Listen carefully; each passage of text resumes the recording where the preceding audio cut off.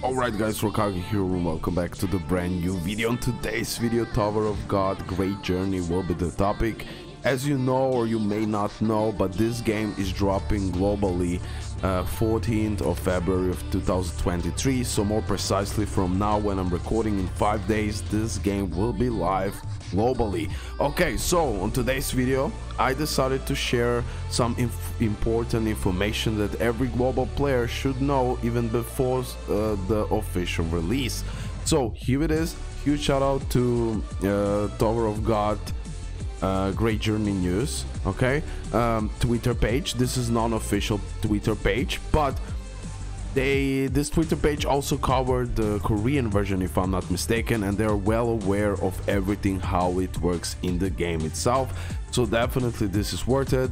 His credits will be in the description below, so make sure to follow him on a Twitter. It will be definitely worth it for you. Also leave a like, subscribe, tell me your opinions, your advices if anyone did play it, and let's go. One more disclaimer before we start: have in mind this is knowledge based on Korean version of the game.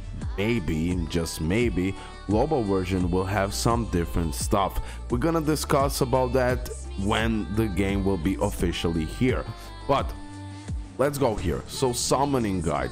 This is like a basic global guide for now that we have. Okay. Banner speedy, how does it work? I believe this is all the questions that we wanna know the answers for them before the official release for sure. So thank you guys, amazing work.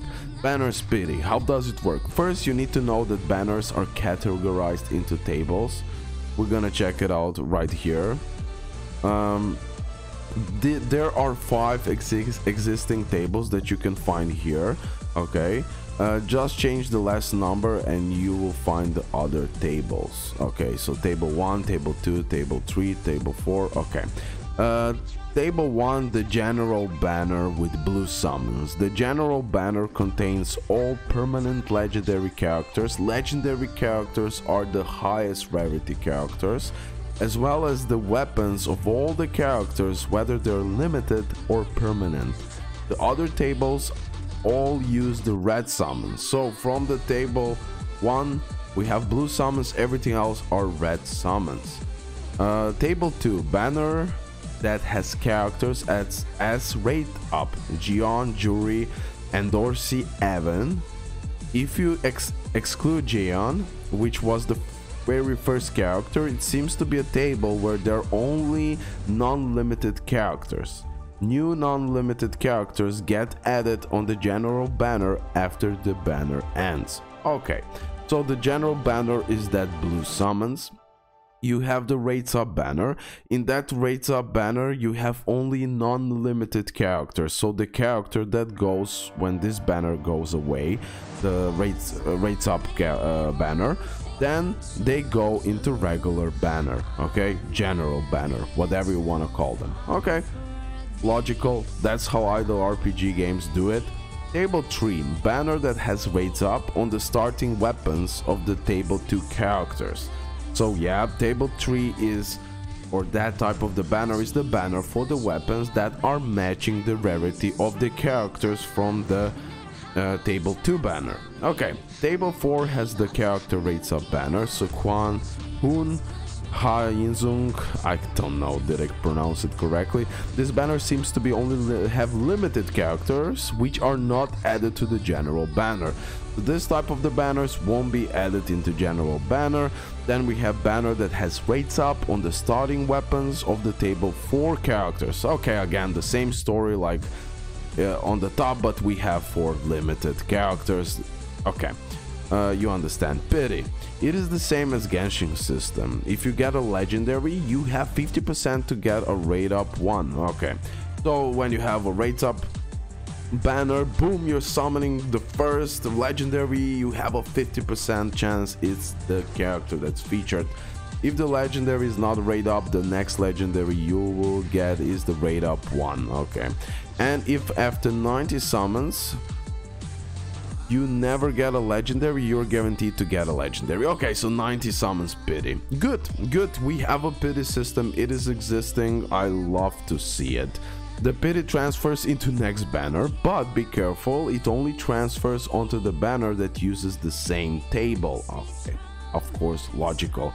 So limited character raise up banner, it only transfer for that same banner on the okay, it cannot transfer between. Okay, I mean, that's logical.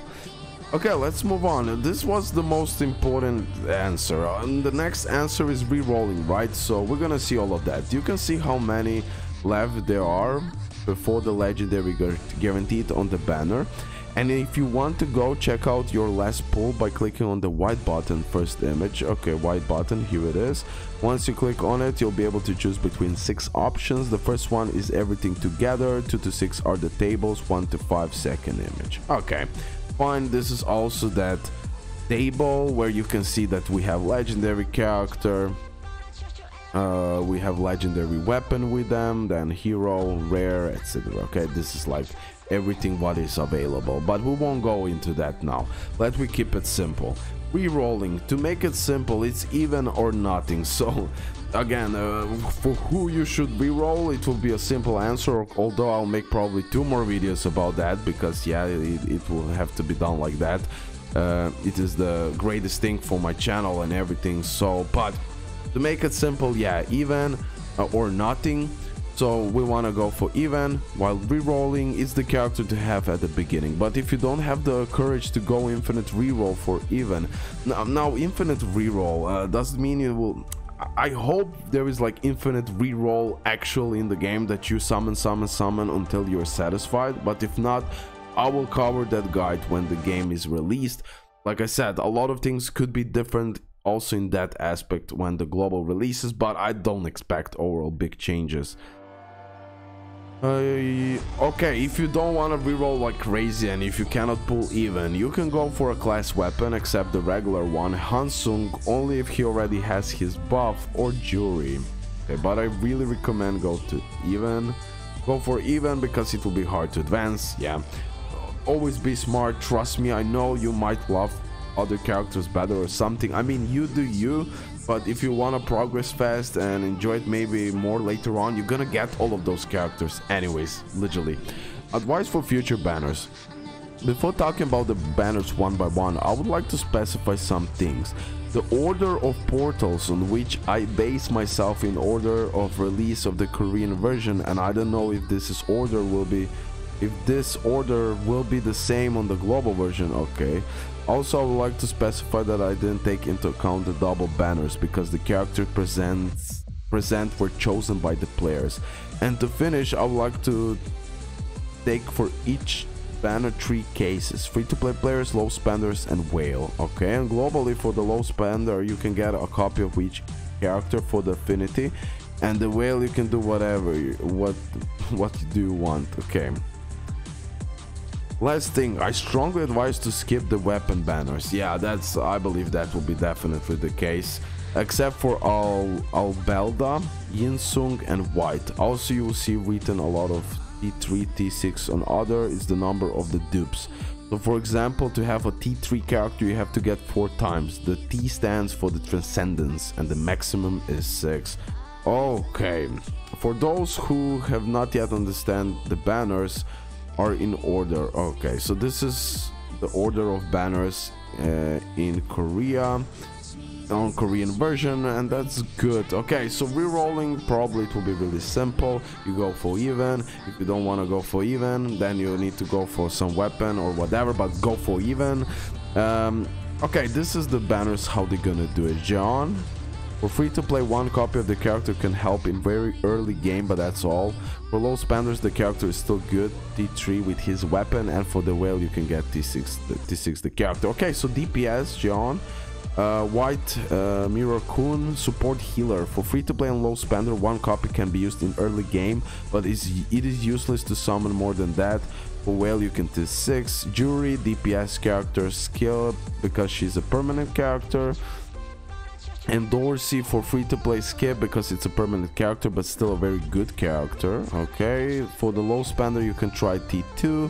Jinsung, tank. I don't really advise to summon on the character because Hoa Queen who will arrive later is so much better tank than him. Okay, Hoyin is epic, so it will be easier dupes on him. Okay, so yeah, I can see already that this game might have a problem with free-to-play players if they don't do it right. But then again, okay, let's wait for that, because you'll need dupes here. And if idle RPD, if you are needed to progress properly, you will need dupes. Then if they don't give you enough of summon currency, if they just focus on the whales, free to play will hate it. But if you plan to summon anyway, the best is to arrive on the portal with 50-50 loss to be able to T3. Okay, fine, so don't summon on him. Ivan, whatever it's pronounced. For free to play, if you don't have him, summon until you get him, and if you do, summon until T2. For low spenders, summon until you have T2 or T5. For a whale, T6. So yeah, he is a must. Karaka is DPS. If you like the character, you can summon, but otherwise skip. Xiaxia support, skip, because it's a permanent character. Kasano, he's a great character in admin, but that's all. In other games mods he sucks. So for whale you can T6, rest is skip. John, skip unless you're close to T3, T6. Albelda must have with her weapon. Okay, T2 minimum. Albelda, okay, also really needed one. Emerald, Ocean, Jihua, support DPS, skip because white comes just after. Okay, for whale you can T6 the character, so okay, that was related for the upper one. Tank, skip. DPS, pull all your tickets on him. Okay, white. Okay, there are still some characters that came out later. Okay, fine. Conclusion: the most important thing when it comes to summoning is save your red tickets. No matter which character you want to summon, you must have dupes on that character, otherwise it will be useless, except for the affinity. We have the chance to know which character will arrive and when they will arrive if they doesn't change on the global, so save for the characters you want. Exactly. Okay guys, so hopefully this was helpful. Just some basic knowledge that global players should know about Tower of Fantasy of God game. I will cover more precisely the tier list based on this data I will create, but all of that I will do like 1 or 2 days before the official release. For now this will be enough. And then when the game will be out live, I will do re-rolling guide immediately, then most likely live streaming, not sure about that, and then again the grind, how to progress fast, what characters are the best, etc, etc. You know the drill. That's it guys, love ya, and yeah, see you in the next one. Bye guys.